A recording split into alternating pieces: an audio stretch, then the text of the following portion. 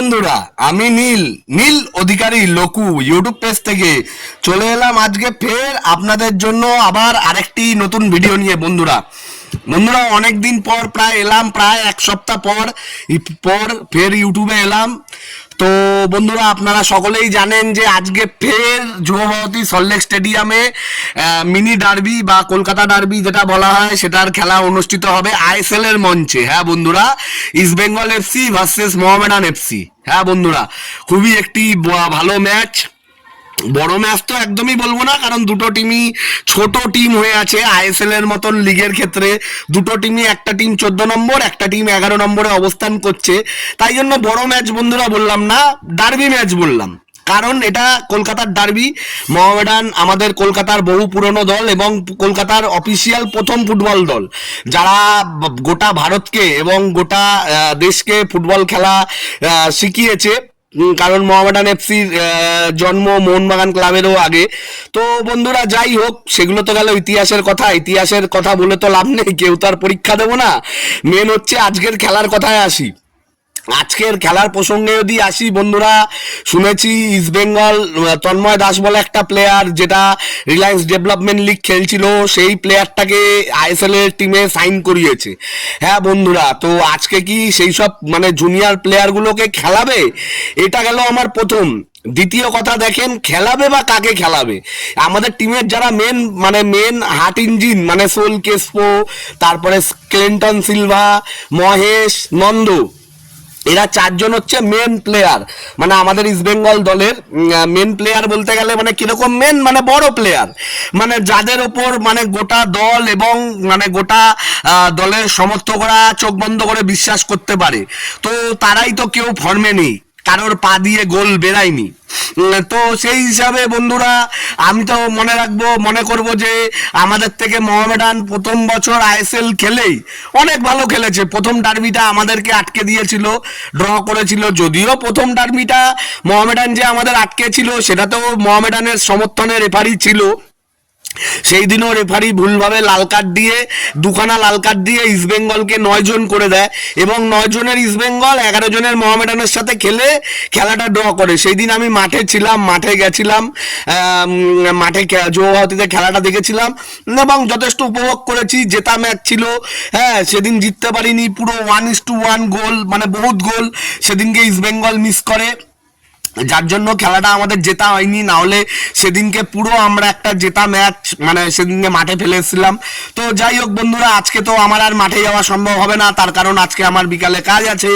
আজকে আমার ওই মোবাইলেই খেলা দেখতে হবে, হটস্টার অথবা স্পোর্টস 18 নেটওয়ার্ক বা জিওতে আমার খেলা দেখতে হবে।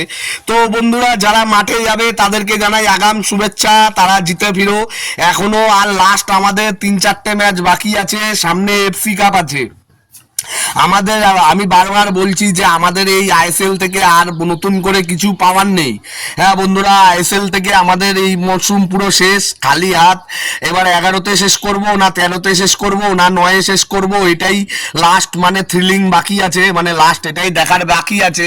যদিও গত বছর কিন্তু আমরা 9তে শেষ করেছিলাম কার্লোস কুয়াদ্রাস স্যারের আমলে, কিন্তু কার্লোস কুয়াদ্রাস প্রি সিজনের নামে আমাদের দলটাকে এরকম করে দিয়ে গেছে, মানে 90%, 80%, 70% প্লেয়ার চোটগ্রস্ত। হ্যাঁ বন্ধুরা, 70-80% প্লেয়ার সবাই চোটগ্রস্ত, সবাই চোটে আক্রান্ত। তো বন্ধুরা আশা থাকবে আজকে ডেভিড হয়তো প্রথম থেকে থাকবে, ডেভিড এবং বিষ্ণু তো খেলছেই, বিষ্ণু তো ভালো খেলছে শুনছি। বিষ্ণু সিটির দিকে চলে যাবে, আর যাবেই না কেন, আমাদের ক্লাবে যদি কোনো ফিউচার না থাকে তাহলে তো অবশ্যই যাবে। তারপরে শোনা যাচ্ছে যে ইমামিও নাকি চলে যাবে দলের লাগাতার এরকম ব্যর্থতার পর, আর ইমামিরও চলে যাওয়াই উচিত। কিন্তু ইমামির চলে যাওয়ার আগে ইমামির উদ্দেশ্যে একটা কথা বলবো যে ইস্ট বেঙ্গল কিন্তু এখনো 11 বা 12 13 নম্বরে থাকলেও এখনো কিন্তু ইস্ট বেঙ্গল এফসি ভারতের ফুটবলের ব্র্যান্ড। কারণ ইস্ট বেঙ্গল ক্লাব এত ট্রফি জিতেছে আর এত অ্যাচিভমেন্ট অতীতে আছে।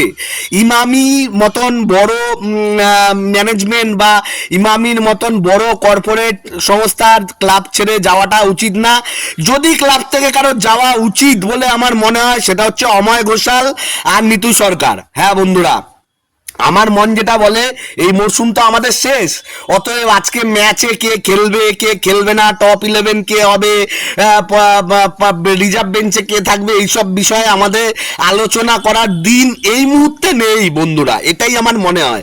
হ্যাঁ, কারণ যেই সব দল 11-13-তে থাকে তাদের রিজার্ভ বেঞ্চ কে হবে, তাদের টপ 11 কে হবে, এইসব তাদের আলোচনার না। আমাদের এখন যেটা আলোচনার থাকা উচিত সেটাই আমি করব, যে পরের মরশুম যাতে আমরা ভালোভাবে দল করতে পারি, ইমামিকে সাথে নিয়ে যাতে দল করতে পারি, এবং দেবব্রত সরকার, অময় ঘোষাল যারা লাগাতার 3-4 বছর আমাদের আইএসএল এর সিজনটা নষ্ট করেছে, তাদেরকে যাতে ক্লাব থেকে বের করা যায় বা এই সব বিষয়গুলো আমাদের দেখা উচিত সমর্থকদের এই মুহূর্তে। আর তার মধ্যেও সামনে আছে, মানে আমাদের এএফসি কাপ আছে, এএফসি কাপের দিকেও দলের ফোকাস রাখা উচিত।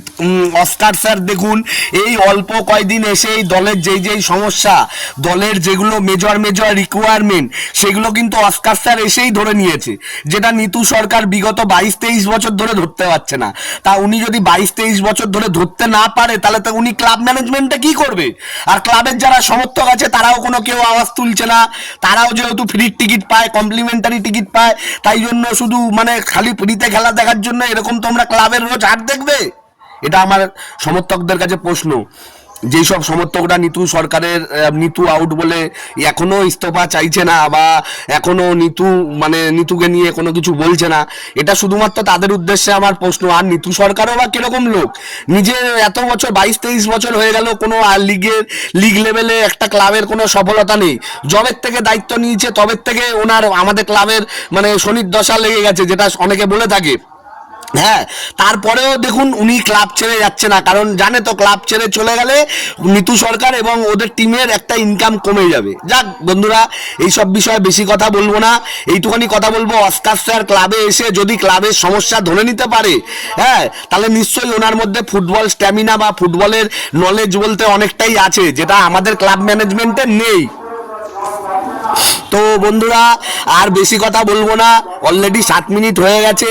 আমি তো মাসে একদিন করে ভিডিও আনি, আপনারা যাই হোক দেখেন, যারা দেখেন, যারা দেখেন না কোনো ব্যাপার না।